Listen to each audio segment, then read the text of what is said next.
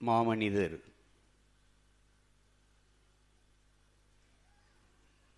பாசறைப்பாணர்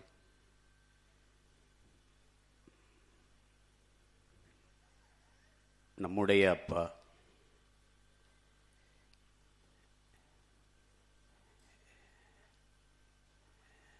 தேனிசை செல்லப்பா அவர்களுக்கு பிள்ளைகள் நாம் புகழ் வணக்கத்தை செலுத்திக் கொண்டிருக்கிறோம்.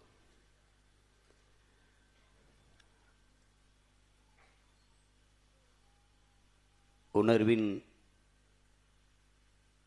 நெகிழ்வோடு உறவு குவியலாக அரங்கிலே கூடியிருக்கிற என் அன்பு சொந்தங்கள் அனைவருக்கும் என்னுடைய வணக்கம்.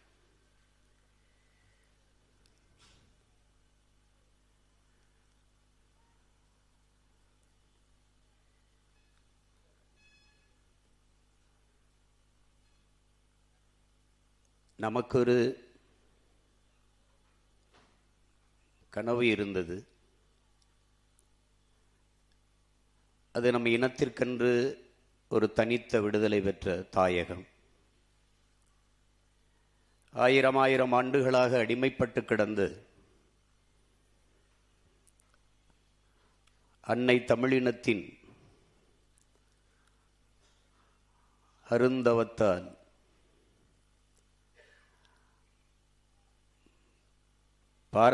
பார்வதி தாயினுடைய வயிற்று வழியில் வராது தமிழ் பேரினத்தின் வரலாற்று வழியில் பிறந்த ஒரு மகன். நம்முடைய பெரிய தகப்பன் நம்மாழ்வார் அவர்கள் இயற்கை அன்னை இந்த பூமி தாய் தனக்கு பேரிடர் வரும் காலங்களில் புதிதாக ஒன்றை தன்னை தற்காத்துக் கொள்ள தகவமைத்துக் கொள்வாள் என்று சொல்கிறார்கள். அப்படித்தான் நான் ஆழி பேரலையை, பூகம்பம் என்கிற நிலநடுக்கத்தை, அதையெல்லாம் பார்க்கிறேன். அப்படி உலகில் மிக மூத்த மொழி, ஆதி மொழி, தானாக தோன்றிய தனித்த மொழி,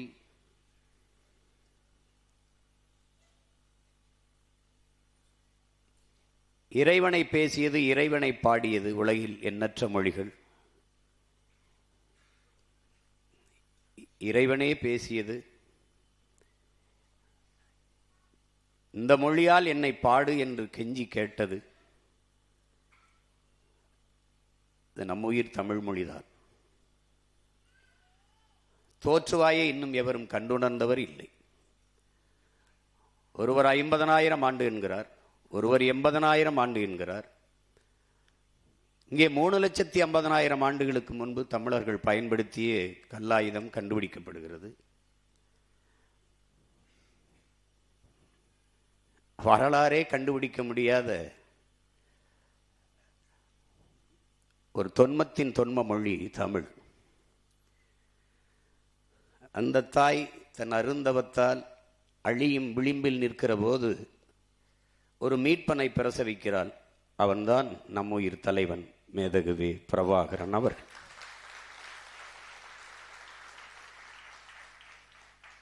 வீழ்ந்த தமிழ் பேரினத்தை, தாழ்ந்த தமிழ் இனத்தை தன்மானத்தோடு தலைநிமிரச் செய்ய வேண்டும் என்று தன் தலையை தர தயாராக வந்தவன் தமிழ் பேரினத்தில் ஒரே ஒரு மகன்தான். என் மாமன் மரத்தமிழ் வேந்தன் இங்கே கூறியது போல தன் முன்னவர்களின் ஒட்டுமொத்த வீரத்தையும் தன் முன்னவர்களின் ஒட்டுமொத்த அறிவையும் ஒன்றே பெற்று ஒற்றை மகனாக பிறந்த பெருவீரன் நம்முடைய தலைவன் மேதகுவே பிரபாகரன் அவர்கள். அதனால்தான் பிரபாகரன் ஒரு பெயர் சொல் அல்ல, தமிழ் பேரினத்தின் தனித்த வரலாறு.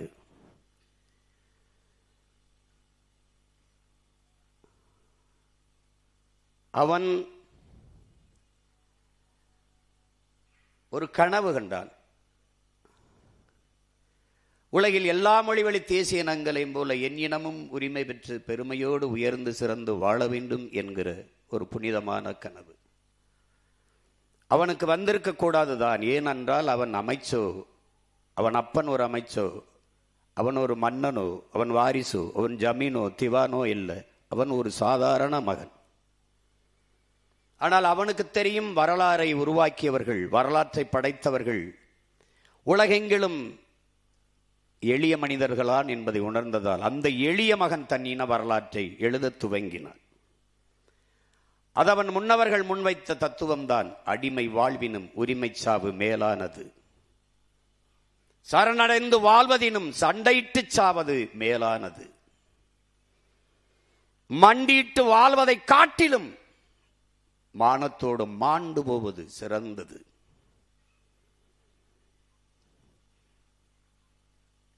இந்த கோட்பாட்டை உள்வாங்கியவன் கொதித்து எழுந்தான். 7 வயது சிறுவனாக இருக்கும் போதே அவன் இதயத்திற்குள் விடுதலை விதை விழுந்து விட்டது.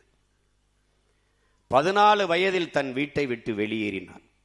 அந்த சிறுவனை தேடி சிங்கள காவல்துறை வீட்டுக்கு வர, தன் உடன் பிறந்தார்களுக்கு, தன்னை பெற்றவர்களுக்கு தொல்லையாகத்தான் இருக்க வேண்டாம் என்று வீட்டை விட்டு 14 வயதில் வெளியேறிய அவன் 18 வயதில் ஆல்பர்ட் துரையப்பாவை சுட்டுக் கொன்றான். அவன்தான் சொன்னான், எதிரியை விட்டுவை, துரோகியை சுட்டுவை என்று. போர்க்களத்தில் எதிரியின் கழுத்தில் வாள் விழுவதற்கு முன்பு துரோகியின் கழுத்தில் விழ வேண்டும் என்று கற்பித்தான். அவன் எனக்கு கற்பித்தான். இன்றைய துரோகி நேற்றைய நண்பன், நாளைய துரோகி இன்றைய நண்பன். எதிரி எப்பவும் தூரத்தில் இருப்பான், துரோகி எப்பவும் அருகிலே இருப்பான். எதிரி எப்போதும் நம் பலத்தையே குறிவைப்பான், துரோகி எப்பவும் நம் பலகீனத்தையே குறிவைப்பான். அதனால் எதிரியை விடவும் துரோகி ஆபத்தானவன், முதலில் அவனை சுட்டுவை என்றார். அதனால் அந்த துரோகியை சுட்டார். 18 வயது சிறுவனின் துவக்கிலிருந்து வெடித்த அந்த தோட்டாவில் அதிர்ந்தது நாடு. மீசை கூட சரியா முளைக்காத அந்த சிறுவனின் படத்தை சுவரொட்டியில் ஒட்டினார்கள். 10 லட்சம் ரூபாய் இவனை காட்டிக் கொடுப்பவர்களுக்கு பரிசு. தலைக்கு 10 லட்சம் வந்து வைத்து, இவன்தான் தமிழ் பேரினத்தின் தலைவன் என்று அடையாளம் காட்டியவன் இனப்பகைவன் சிங்களன்.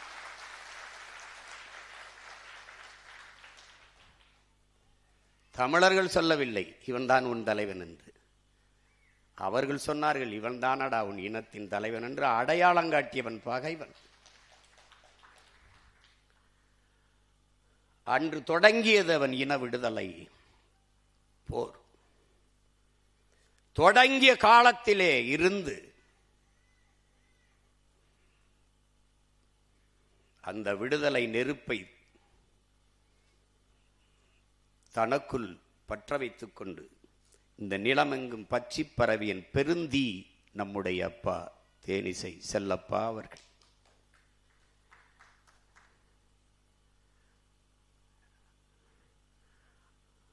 உங்களுக்கு தெரியுமா என் உடன் பிறந்தார்களே, இதுவரை தமிழீழ விடுதலையை, தமிழ் தேசிய விடுதலையை மாவீரர்களை தலைவர் பிரபாகரனுக்கு தவிர ஒருத்தரையும் பாடாத ஒரு குரல் உண்டென்றால் அது நம்முடைய அப்பா தேனிசை செல்லப்பா அவர்கள்தான். அவர் இங்கே இருக்கிற அரசியல் கட்சிகளில் இல்லை இணைந்து அந்த தலைவர்களை பாடியிருந்தால் பெரும் பெரும் பதவிகளை பெற்று வசதியாக வாழ்ந்திருக்கலாம். எண்ணற்ற பேர் வந்தார்கள், வீரஞ்செறிந்த அந்த விடுதலை போராட்டத்தை ஆதரித்தார்கள், பேசினார்கள்.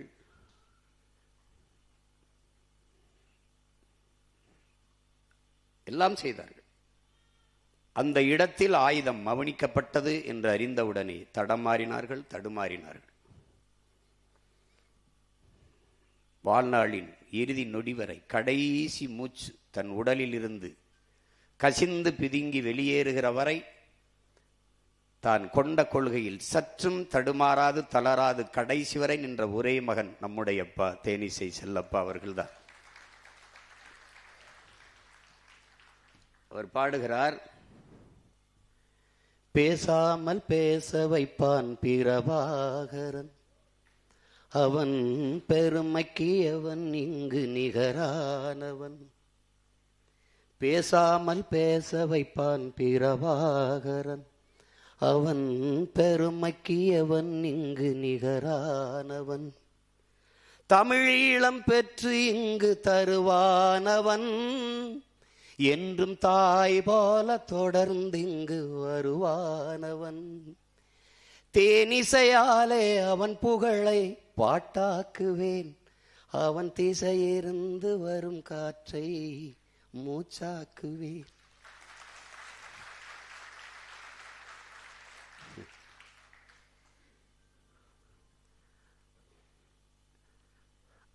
அந்த தலைவன் இருந்த திசையிலிருந்து வந்த காற்றை மூச்சாக்கி வாழ்ந்த ஒரு மான மறவன், கொள்கை வீரன் நம்முடைய அப்பா தேனிசை செல்லப்பா. எத்தனையோ பேர் பாடியிருக்கிறார்கள், எல்லோருக்கும் ஒவ்வொரு விதமான குரல் வளம். ஆனால் இப்படி ஒரு ஈர்ப்பு மிகுந்த குரல் வளம் இந்த இனத்தில் எவனுக்கும் இருந்ததில்லை. பேரவருக்கு தேனிசை என்று வந்துவிட்டது.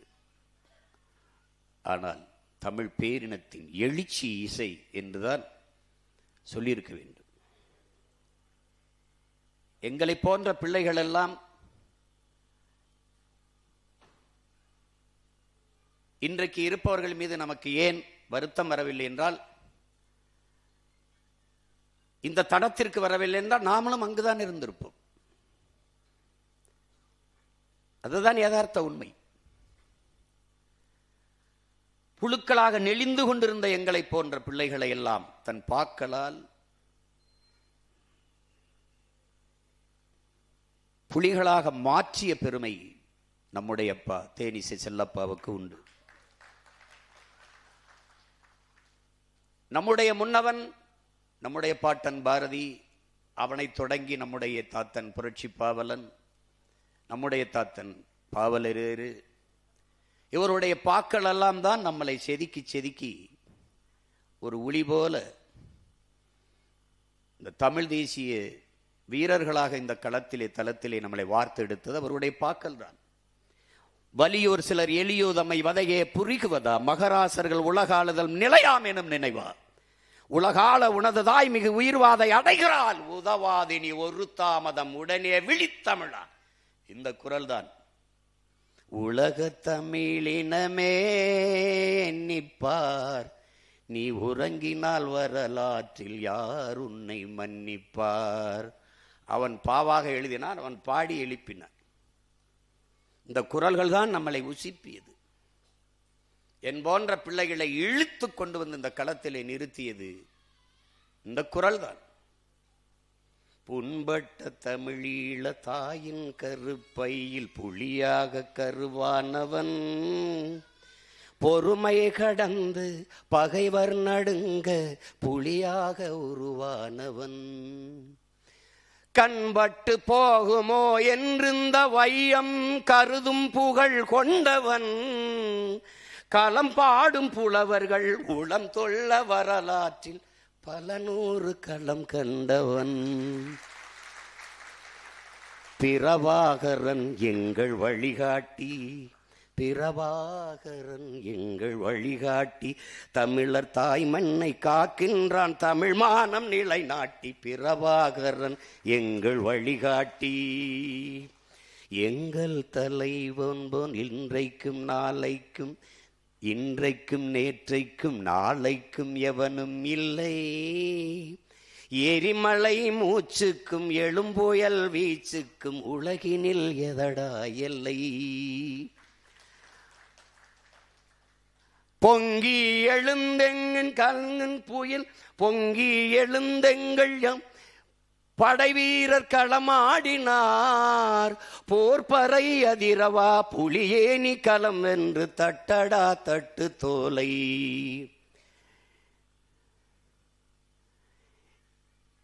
பிரபாகரன் எங்கள் வழிகாட்டி. இதை பாடி பாடி உசிப்பி உசிப்பி உறங்க விடாமல் செய்து தமிழீழ தாயக விடுதலையின் பக்கம் எண்ணற்ற வீரமறவர்களை களத்திலே இறக்கிவிட்ட பெருந்தகை நம்முடைய அப்பா தேனிசை செல்லப்பா அவர்கள். தங்க மாலை கழுத்துகளை கொஞ்சம் நில்லுங்கள், நஞ்சு மாலை கழுத்துக்களை எண்ணி பாருங்கள். அந்த பாடலை உலக நாடுகளெங்கும் போய் பாடி இயக்கம் தொடங்கிய காலத்தில் அதற்கு நிதி சேகரிப்பில்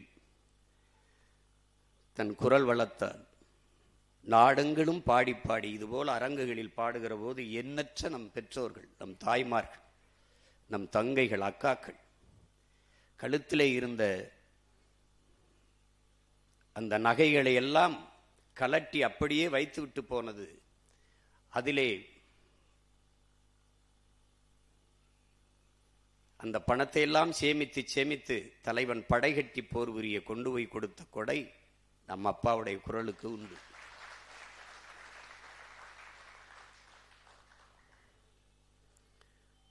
படிப்பட்ட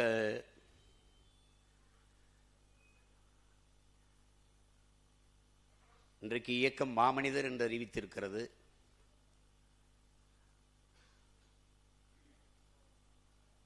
நம் தலைவர் இருந்தால் அவர் தேசத்தின் குரல் என்று அண்ணன் பாலசிங்கம் அவர்களை அறிவித்தார்கள்.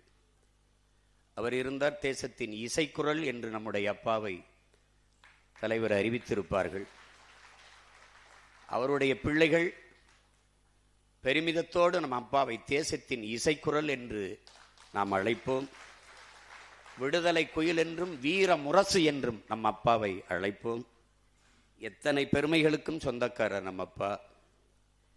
இனத்திற்காக தன்னை வருத்தி கொண்டு எளிய வாழ்க்கையை வாழ்ந்த பெரிய மகத்தான மனிதர். ஒருவன் எப்போதும் மாமனிதனாகிறான். தானும் தன் குடும்பமும் வாழ வேண்டும் என்று ஒருவன் உழைக்க தொடங்கினால் அவன் மனிதனாகிறான். தானும் தன் குடும்பமும் வாழ்வது போல தான் பிறந்த பெருமை மிக்க சமூகமும் வாழ வேண்டும் என்று ஒருவன் உழைக்க தொடங்கினால் அவன் மாமனிதனாகிறான். அப்படி தானும் தன் குடும்பமும் வாழ்வது போல தான் பிறந்த பெருமை மிக்க தமிழ் சமூகம் வாழ வேண்டும் என்பதற்காக வாழ்நாளின் இறுதி நொடி வரை உழைத்ததால் அவர் மாமனிதர் என்று அழைக்கப்படுகிறார். எத்தனை போற்றுதலுக்கும் உரிய பெருந்தகை நம்முடைய அப்பா. ஈழ விடுதலை களத்திலே எண்ணற்ற மாவீரர்கள் கருவி ஏந்தினார்கள், ஆயுதம் ஏந்தினார்கள். எண்ணற்ற வீரர்கள் உயிராயுதம் ஏந்தினார்கள். எண்ணற்ற வீரர்கள் அறிவாயுதம் ஏந்தினார்கள். நம் அப்பா குரலாயுதம் ஏந்தினார் என்பதை தமிழ் சமூகம் மறக்கக்கூடாது. நாம் வீழ்ந்துவிட்ட ஒரு தேசியனத்தின் பிள்ளைகளாக இருப்பதால் இந்த விழா ஒரு சின்ன அரங்கில் நடக்கிறது. மற்றவர்கள் அதிகாரத்தை அடைவதும் அடைய துடிப்பதும் வெவ்வேறு காரணங்கள் இருக்கலாம். ஆனால் நாம் வீழ்த்தப்பட்ட ஒரு தேசியன மக்கள், அழித்து ஒழிக்கப்பட்ட நம் தமிழ் மொழி மீட்சிக்கு, இன உரிமை மீட்புக்கு, அதன் பாதுகாப்புக்கு, இனத்திற்கென்று ஒரு அதிகாரம் கட்டமைக்கப்பட்டால்தான் நிலம் வளம், காடு மலை, கனிம வளம் எல்லாம் பாதுகாக்கப்படும். அதெல்லாம் கண் முன்னாடி பறிபோய் கொண்டிருக்கிறதை நாம் பார்க்கிறோம். தமிழ் என்றோ, தமிழர் என்றோ, தமிழ் இனம் என்றோ, தமிழர் நிலம் என்றோ, தமிழர் வரலாறு என்றோ, தமிழர் இலக்கியம் என்றோ, தமிழரின் தொன்மம் என்றோ, வழிபாடு என்றோ, தமிழர் அடையாளங்கள் என்றோ பேசுவதற்கு எவரும் இல்லை. பேசாதவர்களிட்டே ஆட்சியும் அதிகாரமும். இந்த நிலையில் புதிதொன்றுமில்லை நமக்கு. இது முயன்று முயன்று முடியாது போனது முன்னவர்கள் நமக்கு பாடமாக நிற்கிறார்கள்.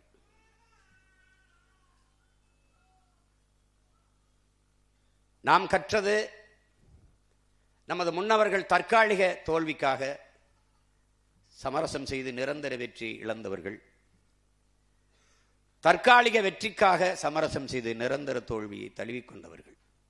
நாம் இது இரண்டையும் செய்ய தயாராக இல்லை. ஏனென்றால் படிப்பறிவை விட பட்டறிவு மேலானது என்பதை அறிந்த மகன் நான்.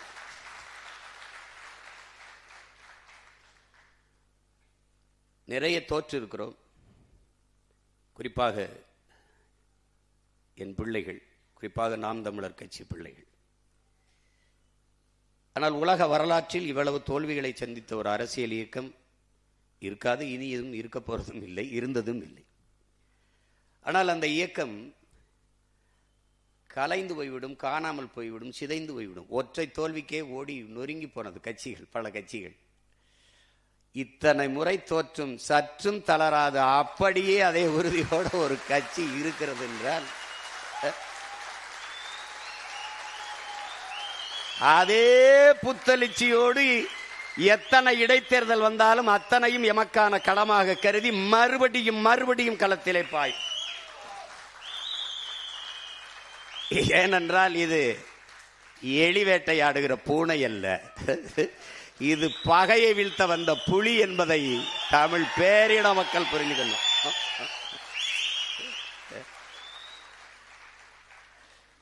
நாங்கெல்லாம் ரொம்ப சின்ன வயசுல வந்தோம். தமிழ்நாட்டு அரசியலே ரொம்ப சின்ன வயசுல வந்து கட்சி ஆரம்பிச்சோம் நான் தான். ஆனா 16 வருஷமா போராடிட்டு இருக்கேன். ஒரு கேடு என்னன்னா, நம்ம சொல்றத எடுத்து சொல்றதுக்கு யாருக்கும் மனசு இல்லை. நம்ம வளரக்கூடாதுன்னு நினைக்கிறாங்க. எதற்காக நாங்கள் வெல்லக்கூடாது என்று நீங்கள் நினைக்கிறீர்களோ அதற்காகத்தான் நாங்கள் வென்றே தீர வேண்டும் என்று போராடுவோம். ஏன் நான் வெல்லக்கூடாது என்று நீர் நினைக்கிறீரோ அதற்காகவே நான் வென்றே தீர வேண்டும் என்று களத்திலே நிற்கிறேன். இப்பவும் சொல்லுவேன், எப்பவும் சொல்லுவேன், நீ ஜஸ்ட் டிலே. என்னுடைய வெற்றியை சற்று தள்ளி போடலாம், ஆனால் தடுத்து விட முடியாது. என் கனவு பெரிது. இந்நேரம் அந்த ஒரு மாதம் என்னுடைய கையில் ஆட்சி இருந்ததுன்னா ஒரு பய தூங்கி இருக்க முடியாது. என்னென்னவோ நடக்குது என் நாட்டில் இருப்பான்.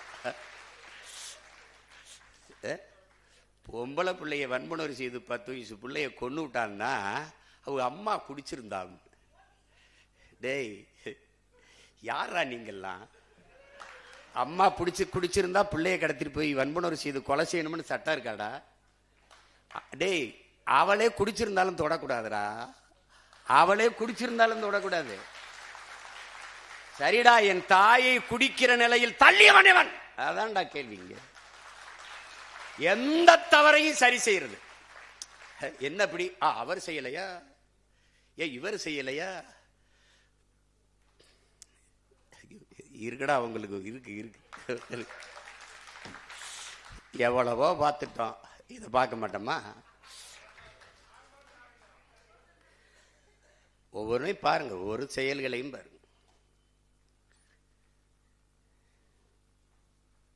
ஒருத்தர், நான் என்ன கேட்கிறேன் இந்த காங்கிரஸ் பெருமக்கள்கிட்ட, நீங்க எல்லாம் சோத்துல உப்பு போட்டு சாப்பிடுறீங்களா?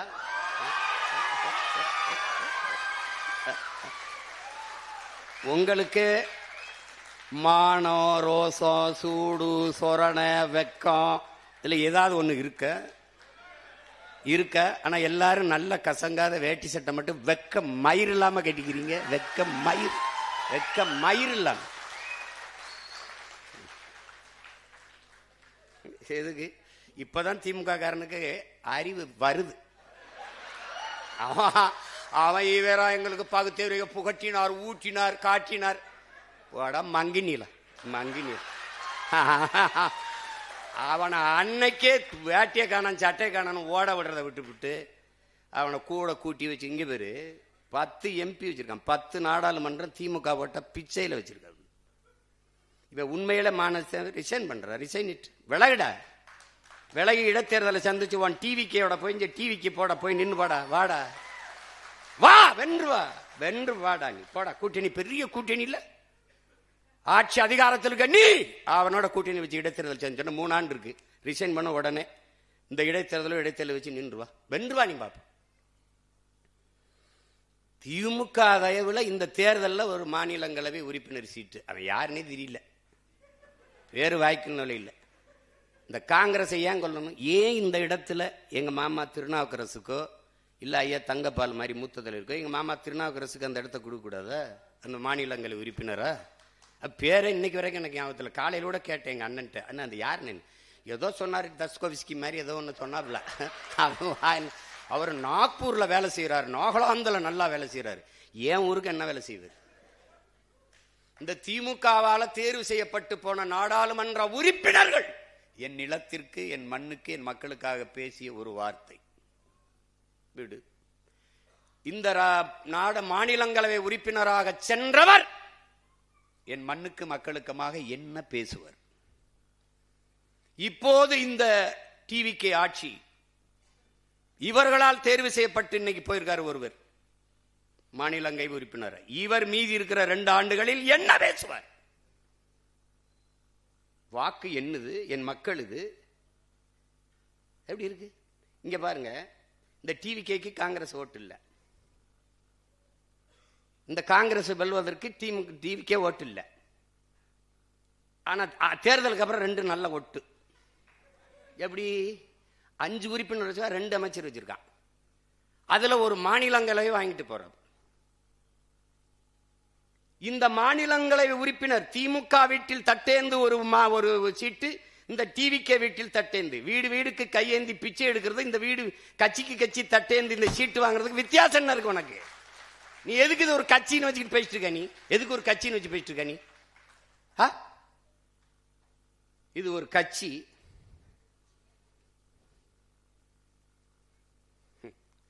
இப்பதான் தெரியும் திமுகவுக்கு. அப்பவே ஒருத்தன் சொன்னானையா, கேட்கலையே. இப்போ போறவர்கள் பதவிக்காக போவார்கள், வேற எதுக்கு? மக்கள் உதவிக்காக போவார்கள். அவ்வளவு மகான்களா, புற மகாத்மாக்களா?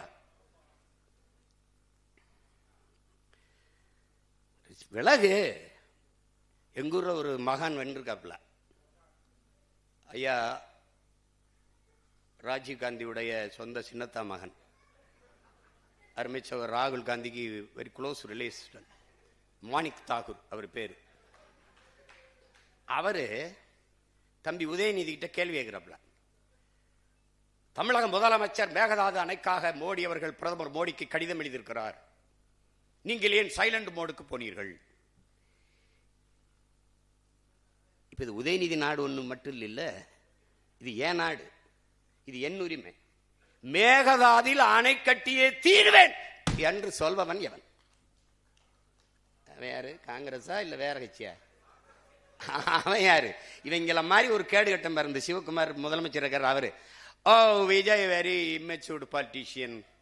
அவன் சொல்லியிருக்கான் இம்மெச்சூர்டு பாலிட்டிஷியன். அவர் சொல்றார் இம்மெச்சூர்டு பாலிட்டிஷியன், அது தமிழ்நாடு டிஎன்சி, அதை தமிழ்நாடு காங்கிரஸ் அவரோட கூட்டணி வைக்கும், அகில இந்திய காங்கிரஸ் திமுகவோட தான் இருக்கும்னு. என்னடா கட்சி இது?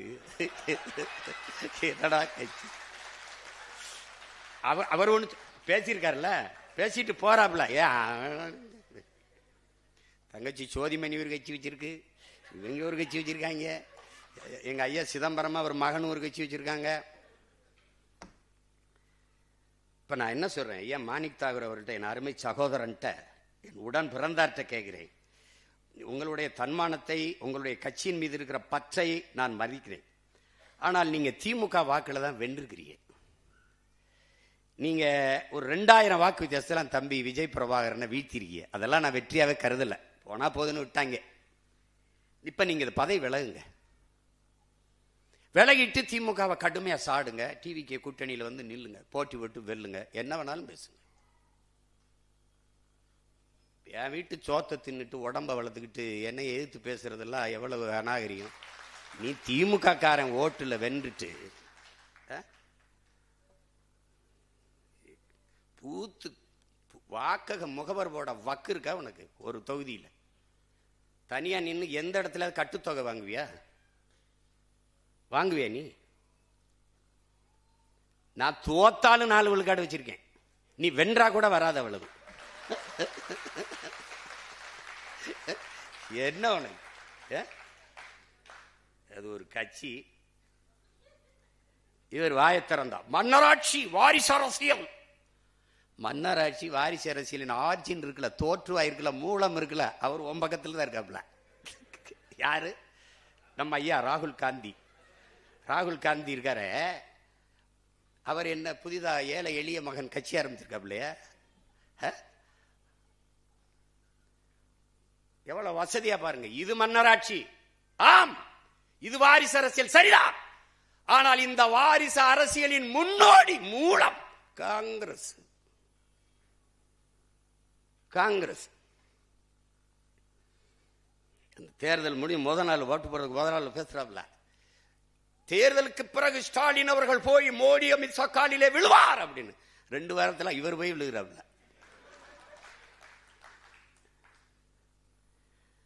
போராடி தடுத்து வச்சிருந்த அத்தனைக்கும் இழுத்து போட்டாப்ல. ஜல்ஜன் ஜீவன் திட்டம்,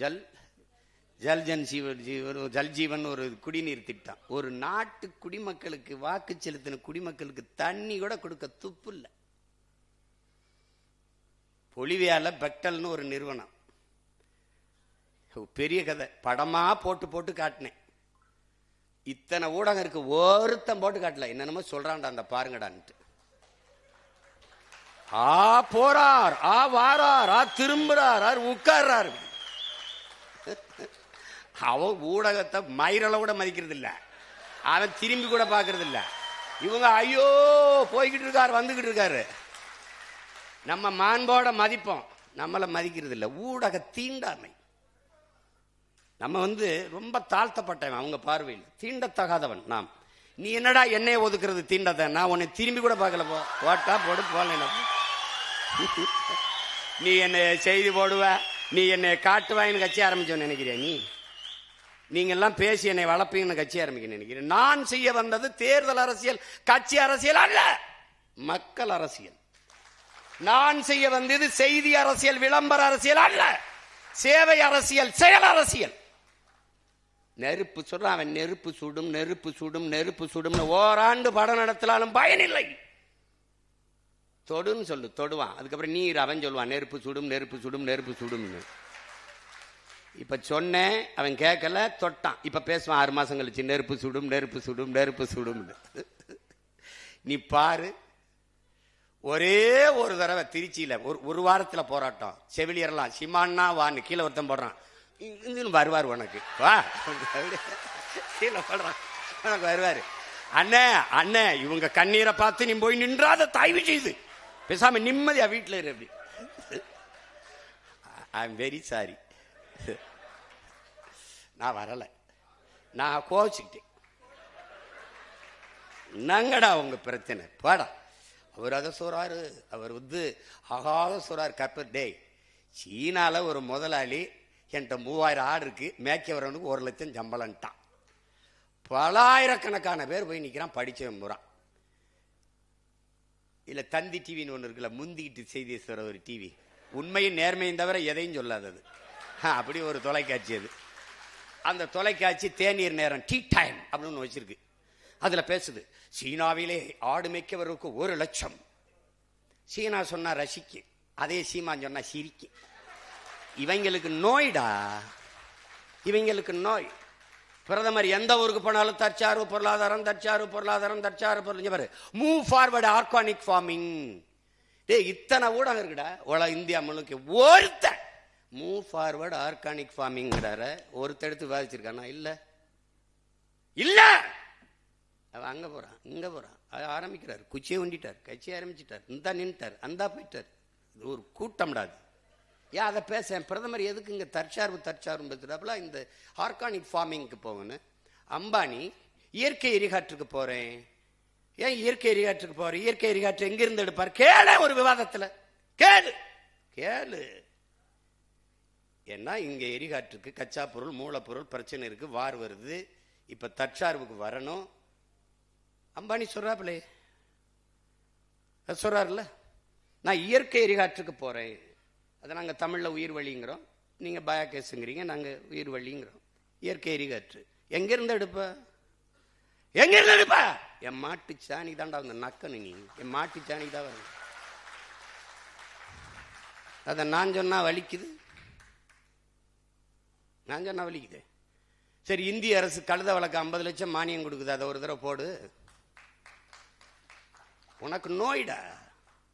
நீ என்ன எப்படா என்னை காலி பண்ண? மயிருங்கிறது கெட்ட வார்த்தைன்னு கற்பிச்சா வர அப்பவே மயிர் உன்னை வளர்ந்துருக்கணும்டா. நான் தலையில் இழிந்த மயிரினைய மாந்தர் நிலையில் இழிந்த கடைங்குது. மயிர் நிப்பின் உயிர் வாழா கவரிமா அன்னார் உயிர் நிப்பர் மானம் வருங்குது என்னுடைய வேதம் பாடுதுடா. மயிர் அவளை கெட்ட வார்த்தைன்னு நான் மயத்துக்கு தலையில் வச்சு சிரைச்சிட்டு போ.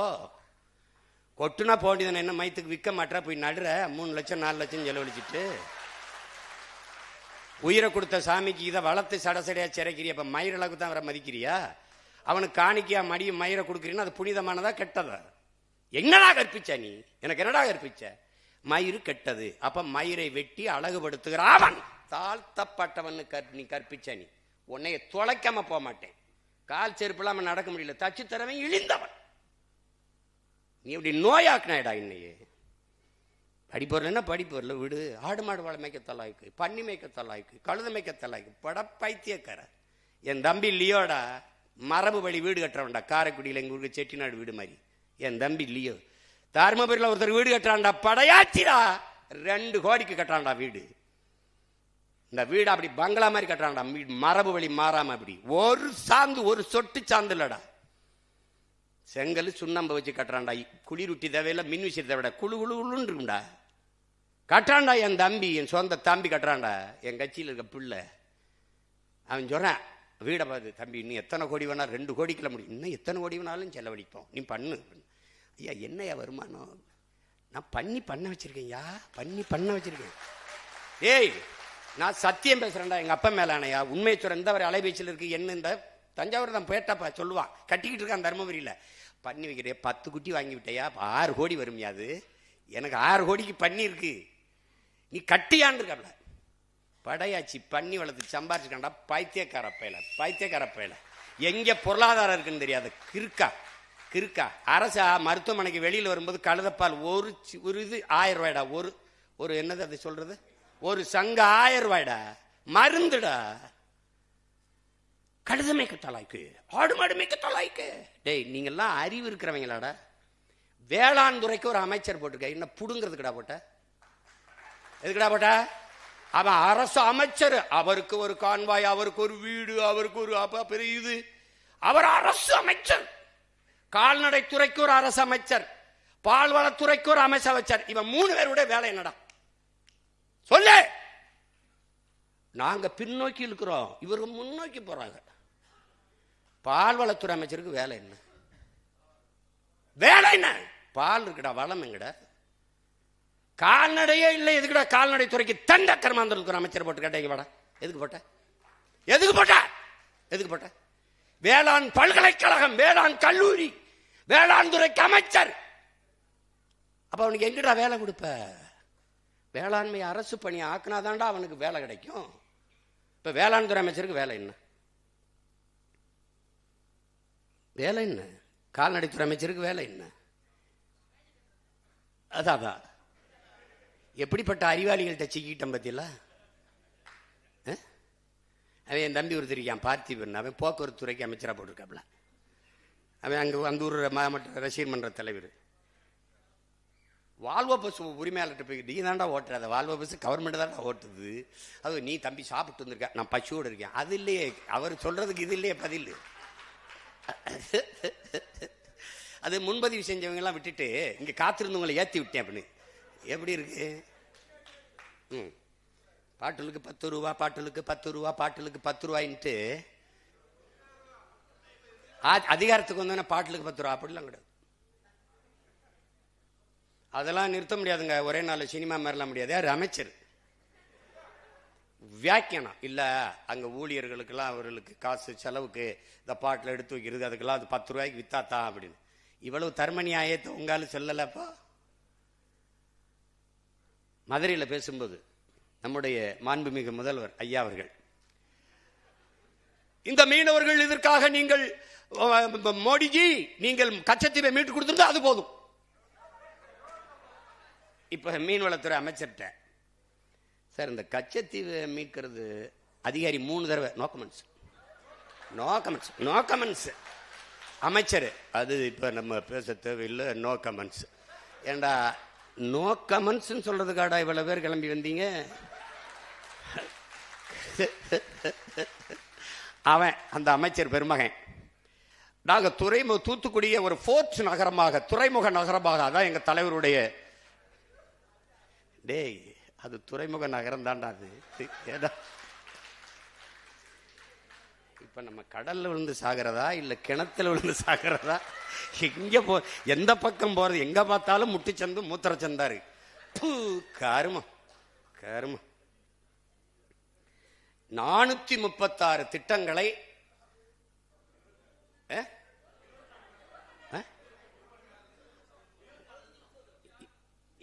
76, சரி 1.25 மணி நேரம் வச்சுக்கிடுவோம். 1.25 மணி நேரத்தில் 436 திட்டங்கள்னா ஒரு திட்டத்துக்கு 3 நொடி செலவழிச்சிருக்கேன். 3 நொடி தானே? 3 2 6 நொடி. 6 நொடியில ஒவ்வொரு திட்டமும்.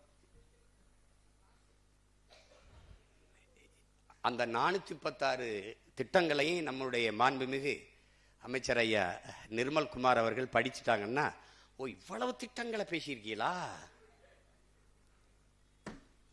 நீங்களும் உங்க திட்டம்.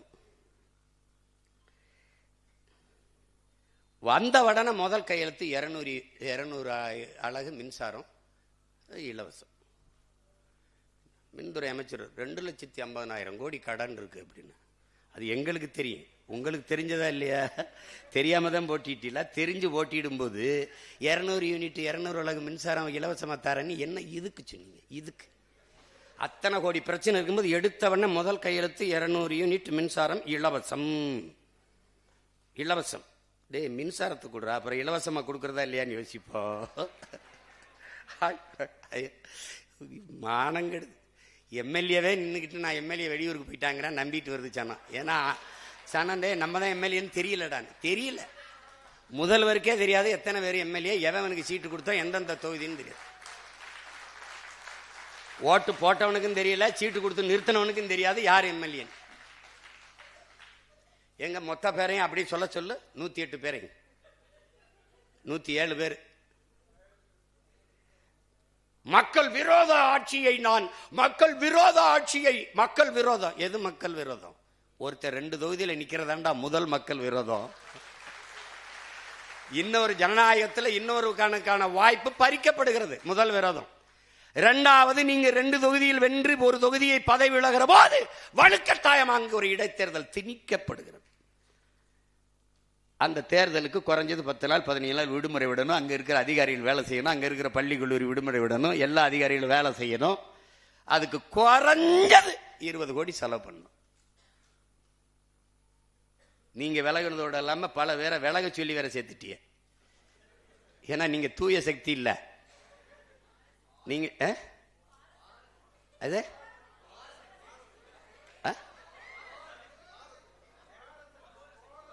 கோர சக்தி, தூர சக்தி, பார சக்தி, ஏற சக்தி, ஓர சக்தி. எங்க ஊர்ல வருவாங்க குடுகுடுப்புக்கு, நல்ல காலம் பிறகு நல்ல காலம் பிறகு அடிச்சுக்கிட்டு ஏதோ ஒன்று. அதுல கடைசி இதை மறந்துட்டாப்ல. தூந்து போன சக்தி கண்டுபிடிச்சிட்டாப்ல.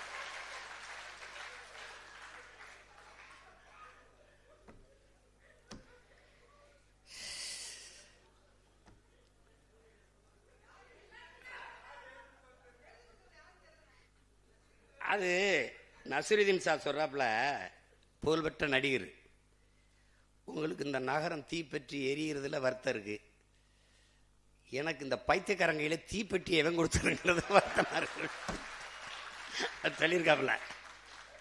அது மாதிரி கொடுமையான ஒரு கூட்டமிடாது அவர் எழுதிறாப்புல.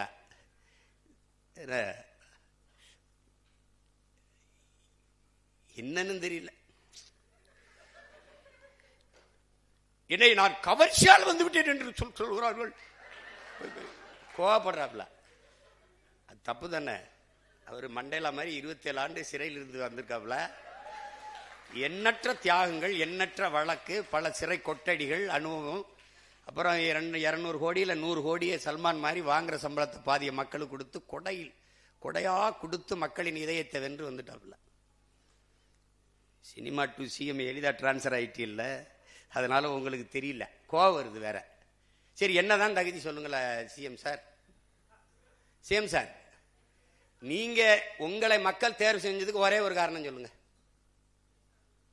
ஒரே ஒரு காரணம் சொல்லு. ஒரே ஒரு காரணம். நீ ஒரே ஒரு காரணம். நீ வேணா உங்க ஆளுகளை சொல்லு. ஒரே ஒரு காரணம் சொல்லு. சினிமாவில் நடிச்சது தவிர 69 படத்துல ஒரு படம் நல்ல படம். இந்த சனா ஒரு படம் கூட நல்ல படம் தராதவன் நல்லாட்சி தருவன் நம்புது பேர். ரஜினிகாந்த் அவர்களுக்காவது என்ன ஒரு 50 படமாவது இருக்கு. அண்ணன் கமல்ஹாசனுக்கு 100 படமாவது நல்ல படம் இருக்கு. எம்ஜிஆருக்குன்னா 200-300 பாட்டு இருக்கு. ஒழுக்கம் நிறைந்த தாயை போற்றுவது, மனைவி பெண்களை மதிப்பது, பாடல் இருக்கு. மது குடிக்க மாட்டார், சிகரெட் குடிக்க மாட்டார். நீ தம் அடிக்கிற அழகை பார்த்து தனலட்சுமி இரும்பிச்சுன்னு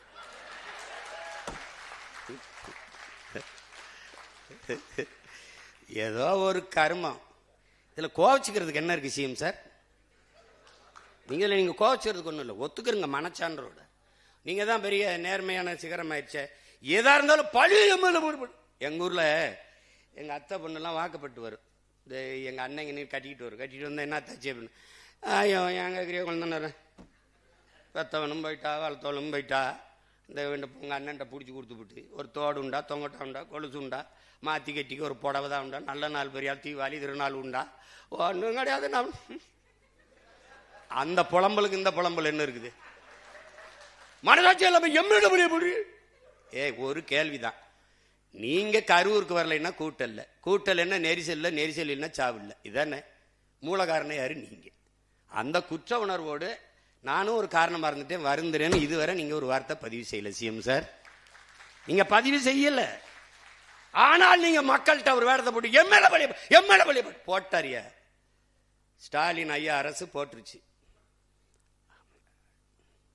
நான் ஈரோட்ல இடைக்க தேர்தலில் 5 நிமிஷம் கூட பேசிட்டேன்னு வழக்க போட்டு போக ஒரு நாள், ஏன்னா சரியா 10 மணிக்கு நிக்கணும். அப்ப முத நாளே போய் தங்கணும். அடுத்த நாள் பாதிக்கு மேல நேரம் ஆயிருது. அப்ப 2 நாள் என் நேரத்தை, எனக்கு ஒவ்வொரு நொடியும் உயிர் நொடி 2 நாளா வீணடிச்சிட்டாப்ல. 5 நிமிஷம் கூட பேசிட்டேன்னு வழக்க போட்டு. ஆனா 41 பேர் மரணத்திற்கு ஒரு முதல் தகவலுக்கு ஒரு எஃப்ஐஆர் கூட பதிவு பண்ணாத கோழை அரசு திமுக அரசு. தற்காத்து விட்டவன் இந்த பிஜேபி, இந்த ஏடிஎம்கே, இந்த 2 பேரும் சேர்ந்து உண்மை கண்டறியும் குழு. ஏன் அந்த தூத்துக்குடி துப்பாக்கி சூட்டுக்கு உண்மை கண்டறிய வரல? ஆந்திர காட்டுக்குள்ள 20 பேர் சேர்த்து உண்மை கண்டறிய வரல? ஏன் கண்டறிய வரல? ஏன் உடனே வந்து உண்மை கண்டறியும் குழு? திமுகவை எதிர்த்தவன இவர் ஐயா அதிமுக எடப்பாடி ஐயா குறுக்க விழுந்து சட்டசபையில பேசி அவ்வளவு பெரிய சபையில் ஆதரிச்சு பேசணும்னு இவர் பாய்ந்துட்டாப்ல. இன்னைக்கு அழகா சொல்ற எம்எல்ஏ பழிய போட்டாங்க. பழி இப்போ உங்ககிட்ட இருக்கு, உளவுத்துறை இருக்கு, காவல்துறை இருக்கு, எல்லாம் சிபிசிஐடி இருக்கு, எல்லாம் இருக்கு. ஒரு அதிகாரி ஒரு சிறப்பு குழுவை போட்டு கண்டடிச்சு என்ன உலகம் புறாவ கரூர் 2 தெரு விசாரிச்சு என்ன நடந்ததுன்னு நீங்க தான் வெள்ளரிக்கை எல்லாத்துக்கும் கொடுப்பீங்க. ஒரு உண்மை அறிவிக்கையை விடுங்க பிளீஸ். நீங்க மனச்சான்றோட பேசுறீங்க, நீங்க நேர்மையாளர் தான், நிறுவீங்க. இதுதான் நடந்தது, இந்த அரசு இந்த மாதிரி என் மேல பழியை போட்டது, நிறுவீங்க சேம் சார், நிறுவீங்க. இப்போ தெருவுக்கு தெரு கஞ்சா, வீதி கஞ்சா, அப்படி போத பொருள் எல்லாம் கொண்டாந்து விட்டு இப்ப இன்னைக்கு எம்எல்ஏ பழிய போடுறாங்க. ஏய், தெருவுக்கு தெரு கஞ்சா விற்கணும் தெரிஞ்சுதானே நான் வந்து போதை ஒழிக்கிறேன்னு சொல்லிட்டு வந்தியே. நான் ரொம்ப நாள்லாம் கேட்கலையே. முதல்வன் படம் மாதிரி காலையில் 5 மணி சாயந்தரம் 5 மணி போதை எங்கேயாவது வித்தான்னா சொல்லு கூட எனக்கு. இவங்க எப்படிப்பட்ட ஆளுக பாரு. கஞ்சா இங்க விக்குது, கொக்கைன் இங்க விக்குது, மெத்தப்பட்டமன் இங்க விக்குது, ஆபின் இங்க விக்குது.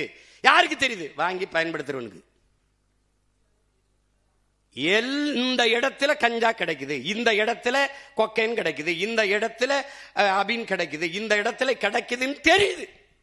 யாருக்கு? வாங்கி குடிக்கிறவனுக்கு, பயன்படுத்துறவனுக்கு. ஆனா போலீஸுக்கு தெரியல. எப்படிப்பட்ட போலீஸ்? என் தம்பி லாரி உரிமையாளர்கள் அந்த மண் அழிவிக்கிறாங்கல்ல, மண் சவுடு மண்ணில் அதில் முறையீடு ஆற்ற விடுவான். என் தம்பிகிட்ட வந்து சின்னவன்ட்ட போய், அண்ணே அண்ணனுக்கு சொல்லுங்கண்ணே, நல்லா ஒரு லாரிக்கு 1000 ரூபா வாங்கிட்டு இருந்தாங்கண்ணே, இப்போ 2000 கட்டுக்கு அடம் பிடிக்கிறாங்கண்ணே, நாங்கள்லாம் எங்கேனே போகிறது அப்படின்னு. அண்ணன்ட்ட சொல்லுங்கண்ணே. டே இருடா, ஒரு 6 மாதம் நானே பார்த்து நான் வந்து மௌன விரதம்டான்னு இருக்கேன். நீங்க களத்துக்கு வரும்போது என்னை சமாளிங்க பார்ப்போம், எப்படி சமாளிக்கிறீங்கன்னு பார்க்குறேன்.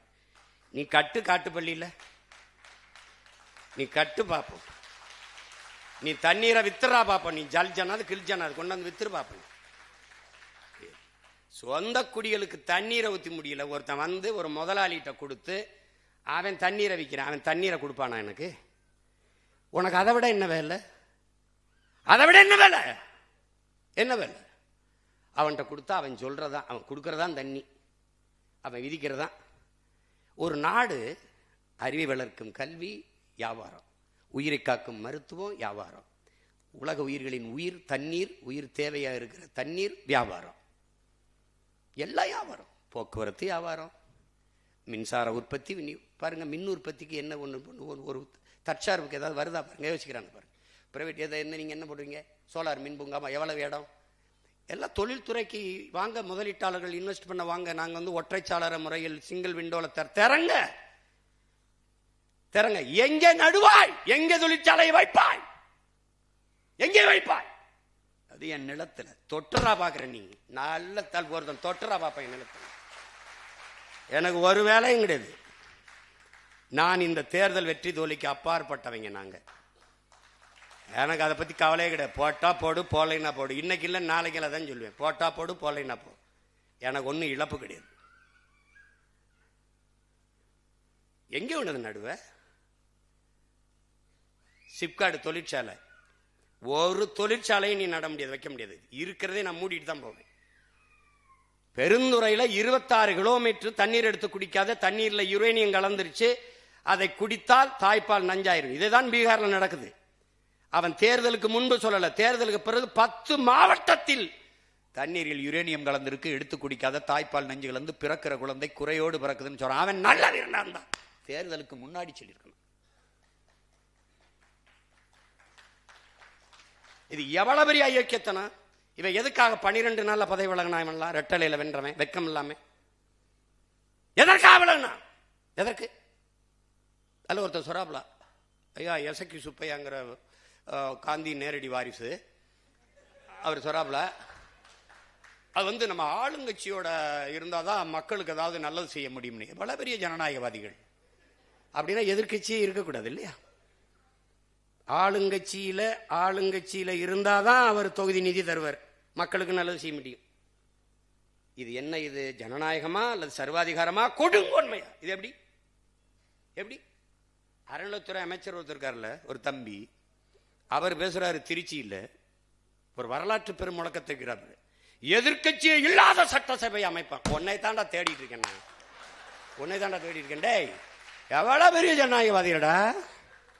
இதுல நம்மால இன்னும் கொஞ்சம் என்னைய சப்போர்ட் பண்ணிருக்கலாம். அடப்பாவி, இதுவே அதிகம்டா. டேய், இவரு நம்மால ஏறி இன்னும் கொஞ்சம் என்னைய சப்போர்ட் பண்ணிருக்கலாம்.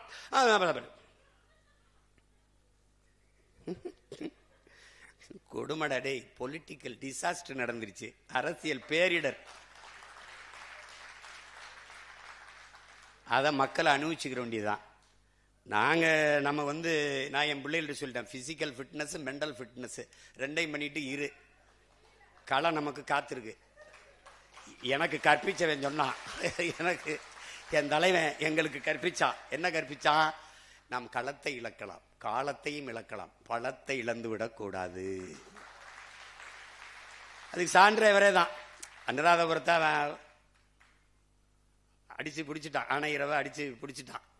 ஆணையரை பிடிச்ச பிறகு அப்புறம் போயிடுச்சு களம். ஒரு கால் இருக்கு அண்ணன், உங்களுக்கு தெரியும் நம்ம அண்ணன் பால்ராஜ், ஒரு கால் தான் கட்டக்கால். இன்னைக்கு அந்த போர் காட்சியில் எடுத்து இந்த கால் இந்த பிறகு இப்படி இருக்கும், இப்படி எடுத்து வைப்பாப்ல. சகதிக்குள்ள கட்டக்கால் மடிச்சுன்னா வராதுல்ல, அப்படி தூக்கி வச்சு போவாப்ல, வாக்கியோட பேசிக்கிட்டு அடிச்சு பிடிச்சிட்டாரு. அப்ப என்ன சொல்ற? அதுல என்ன தெரியுதுன்னா, களத்தை இழந்தோம், காலத்தை இழந்தோம், ஆனா பலத்தை இழக்கல. திருப்பி அடிச்சு பிடிச்சிட்டாப்ல. அதான் நமக்கு கற்றுக் கொடுத்தது.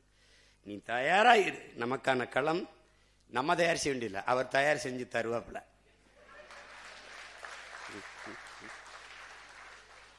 இப்ப கொஞ்சம் அமைதியா இருப்பான். மறுபடியும் செவிலியர்கள், மறுபடியும் மருத்துவர்கள், மறுபடியும் ஆசிரியர் பெருமக்கள், மறுபடியும் போக்குவரத்து தொழிலாளர்கள், மறுபடியும் வேற யாரு, விவசாய பெருங்குடி மக்கள் எல்லாரும் வீதிக்கு வருவாங்க. நாம எங்க இருப்போம்? நிம்மதியா படிச்சுக்கிட்டு, அப்படியா, நல்லா இருக்க, ஏதோ ஒண்ணு. ஒரு பெருங்கனவை சுமந்தின்ற ஒரு இனத்தின் பிள்ளைகள் நாங்க நினைப்போம். 50,000த்திற்கும் மேற்பட்ட மாவீரர்கள் தாயக விடுதலைக்கு, தமிழ் பேரினத்தின் தேச விடுதலைக்கு உயிர் தியாகம் செஞ்சிருக்கான். நம் உயிர் தமிழ் செத்து விடக்கூடாதுங்கிறதுக்காக தம் உயிரை கொடுத்து மாண்ட மறவர்களின் எண்ணிக்கை 500 கிட்ட இருக்கும். ஆனா காட்டுனது நமக்கு ஒரு 18-20 பேர் தான். அளப்பெரிய ஈகங்களை நம் மக்கள் செஞ்சிருக்காங்க. இறந்தவர்கள் போக உறுப்புகளை சிதையை கொடுத்து இன்னும் வாழ்ந்து கொண்டிருக்கிற, கண் சிதைந்து, கால் சிதைந்து, தலையில, முதுகுல, உடம்புல தோட்டாக்களோடு வாழ்ந்து கொண்டிருக்கிற பிள்ளைகள் நின்று இருக்கிறாங்க.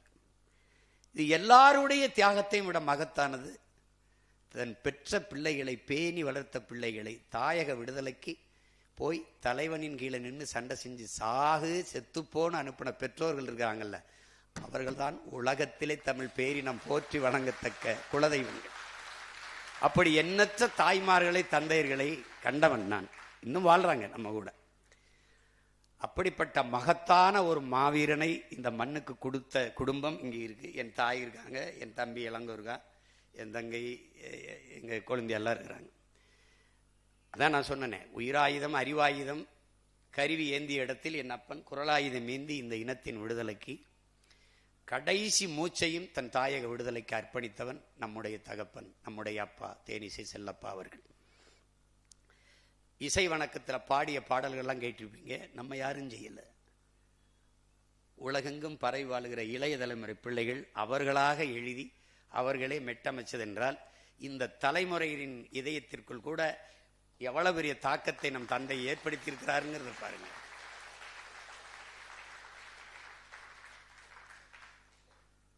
அதனால தாயக விடுதலை கனவிலையும் மொழி மீட்சிக்காகவும் இன எழுச்சிக்காகவும் இன்னை வரை இந்த ஈக மறவர்களினுடைய மூச்சு காற்று இன்னும் நம்மை சுற்றி உலவிக் கொண்டிருக்கிறது. அந்த காற்றை நாம் சுவாசித்துக் கொண்டிருக்கிறோம். அப்ப ஆயிரம் கனவுகளோடு களமாடி வீரச்சாவை தழுவிய மாவீரர்களினுடைய கனவு நம்மளை வழிநடத்தி கொண்டிருப்பது சத்தியமானால், என்னுடைய தங்கை சுவிஸில் இருக்க போராளி, அவளுக்கு ஏதோ நள்ளிரவுல இது அவளுக்கு ஏதோ அவளுக்கு உறக்கவில்லை, நமக்கு இது போட்டு அழுதா. அவள் என்ன சொல்றா, நான் கூட பதிவு பண்ணேன். நான் ஏதோ வருத்தத்தில் இருப்பேன் நினச்சி, நீ கலங்காத, நீ தைரியமா போ. நீ பார்த்து உன்னை பார்த்த மாவீரர்கள், உன்னை பார்க்காத மாவீரர்கள் இருக்காங்க. நீ பார்த்து செத்த மாவீரர் திணைவு இருக்காங்க. அவங்களுடைய ஆன்மா, அவங்களுடைய கனவெல்லாம் உன்னை கைவிட்டுறாது. நீ நம்பிக்கையோட போ, நம்பிக்கையோட போன்னு அவ என்னை இது பண்றா. அது மாதிரி இது ஒரு மேடையில் பேசிட்டு வேர்க்கவருக்கு இப்போ இறங்கி போனேன். ஒரு தாய் வந்து என்னை முட்டுவாய் பிடிச்சிட்டு, சிமா ஐயா இப்படி கத்தி கத்தி வேர்வை கூட இப்படி தொண்டை தண்ணி கத்திரியே இந்த மக்களுக்கு, உன்னை பார்த்தா பாவமாக இருக்குயா அப்படின்னு நான் சொன்னேன். நான் வேர்வை தான் சிந்துறேன், எனக்கு முன்னாடி நிறைய பேர் ரத்தத்தை சிந்திட்டான், நான் உணர்வை தான் கொடுத்து கத்துறேன். இதே நோக்கத்துக்காக என் முன்னவர்கள் உயிரே கொடுத்துட்டாங்க, நான் ஒன்றும் இல்லை தாயே, நீ என்னை பற்றி கவலைப்படாதேன்னு சொன்னேன். அதை தான் நானும் உங்களுக்கு சொல்கிறேன். என் பிள்ளைகளுக்கு சொல்லுவேன், வண்டி நிறைய குப்பைனாலும் வண்டி நிறைய யாரும் நெருப்படுத்திட்டு போறதில்லை. ஒரு தீக்குச்சி, ஒரு தீப்பெட்டி தான். நீங்க ஒவ்வொருவரும் தீக்குச்சி, கொளுத்தி விடுங்க, பத்தி எரியும், ஒன்றும் இல்லை. புரட்சி என்பது ஒவ்வொரு மனிதனின் காலடிக்கு கீழே காய்ந்த சருகுகளாக காத்து கிடக்கிறது ஒரு தீக்குச்சியின் உரசலுக்காக. அதனால பத்த வச்சு விடுங்க. இந்த இதுகளையெல்லாம் தாண்டி வெல்வதற்குல்ல, அதுதான் புரட்சி, அதுதான் புரட்சி. மார்க்ஸ் என்ன சொல்ற, ஒரு உயர்ந்த நோக்கத்தை கொண்டு அதை அடைவதற்கு தொடர்ந்து தொடர்ந்து முயற்சிக்கிற ஒரு முயற்சி இருக்கு பாருங்க, அந்த போராட்டம் இருக்கு பாருங்க, அதான் வருங்கால தலைமுறைக்கு வரலாறா இருக்குதுங்கிறான். அப்படிதான் நம் தலைவனுடையது, அப்படிதான் நம்ம அப்பாவுடையது. இப்ப அவருடைய கனவு நம்மகிட்ட இருக்கு, இசையா இருக்கு, இசையா இருக்கு. ஒவ்வொரு தடவையும் உனக்கு சோறு வருதுன்னா பாத்துக்க. அப்ப அவருடைய பாடலை கேளு. அழகான அந்த பனைமரம் அடிக்கடி நினைவில் வருங்கிற பாடலை கேட்டு அழாதவன்லாம் கிடையாது. உலக நாடுகள்ல அழாதவன் கிடையாது. அவர் பாடல் தான் எண்ணற்ற வீரர்களை களத்தில் கொண்டாந்து இறக்குச்சு. 1 மணி நேரம் 2 மணி நேரம் பேசி பேசி உணர்வூட்டி களத்துக்கு இழுத்துட்டு வந்ததை விட அவருடைய 5 நிமிட பாடல்கள் பல்லாயிரக்கணக்கான வீரர்களை களத்துக்கு வர வச்சது. அப்படிப்பட்ட ஒரு மகத்தான மகன். இயக்க பாடலை தவிர எதையும் பாடலை. கடைசி காலத்தில் நாம் தமிழர் கட்சியும் தன் மகனையும் தான் பாடினர். அது அந்த பாடல்கள் எல்லாம் இன்னும் நம்ம ஒளிப்பேழையில் இருக்கு. அப்போ அது பாடியிருப்பார், இனத்தின் உயிரை இளந்தமிழர் எதற்கு மஞ்சா நாம் தமிழர், அதெல்லாம் அப்பா பாடினது தான். அந்த மாதிரி ஒரு அருமை தந்தையை நாம் இழந்திருக்கோம். அவர் இல்லை, உருவத்தால் இல்லை, உணர்வால், தன் குரலால், கனவால் எல்லாமே நம்ம கூட வாழ்ந்துக்கிட்டு தான் இருக்கார் நம்ம அப்பா. என் அருமை உடன் பிறந்தார்களுக்கு, என் பேரின சொந்தங்களுக்கு சொல்லுவேன், இது தற்காலிக ஒரு பின்னடைவு தான். 7 அடி முன்னோக்கி பாய ஒரு நீளம் தாண்டுகிறவன் 70 அடி பின்னோக்கி இருந்து ஓடி வர்றான். 7 அடி தாண்டத்தான் 70 அடி பின்னோக்கி போய் ஓடி வர்றான். இப்போ நம்ம கொஞ்சம் பின்னாடி போயிருக்கோம். 8 அடியிலிருந்து 4 அடி பின்னாடி வந்திருக்கோம். எதற்காகனா 40 அடி தாண்டுவதற்கு. அதை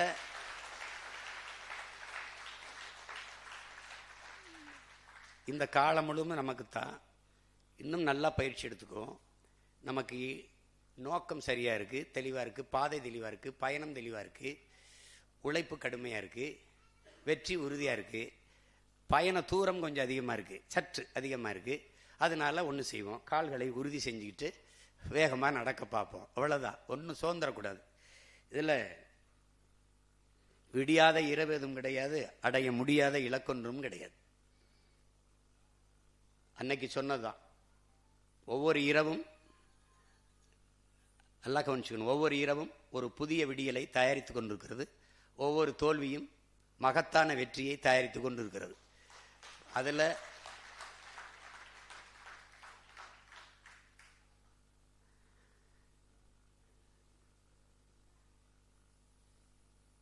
அதனால பொறுமையும் ஒருவித போர்தான் என்கிறான் மாசெத்தும்.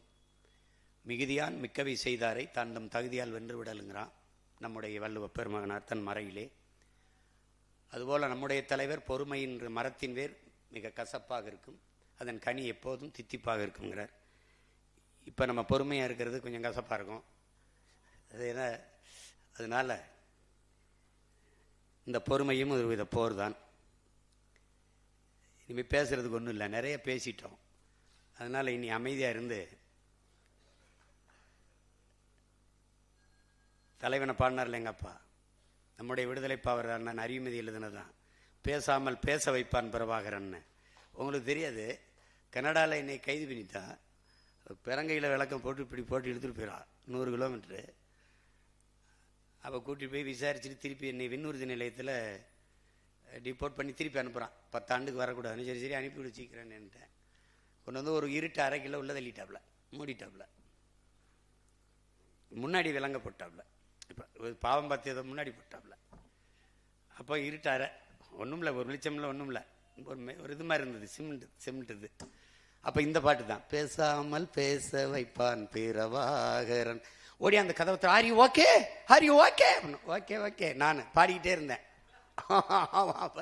அது மாதிரி அவன் பேச மாட்டான், ஆனால் உலகம் பூரா அவனை பற்றி பேசும். இனிமேல் நம்ம பேச மாட்டோம், நம்மளை பற்றி எல்லாரும் பேசுவான்.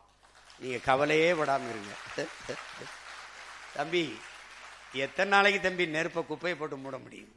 நீ என்னை மற்றும் பலர்னு, அல்லக்கைன்னு, அல்லல் சில்லுன்னு சொல்லு, போட்டியிலே இல்லைன்னு சொல்லு, அவரெல்லாம் ஒரு ஆளான்னு சொல்லு, நீ சொல்லிக்கிட்டே இரு. பார்க்க தானே போகிறோம். அதனால் நம்பிக்கையோடு இருங்க. நம்ம அப்பாவுடைய நினைவை போற்றுகிற நாளில் அவர் எந்த நோக்கத்திற்காக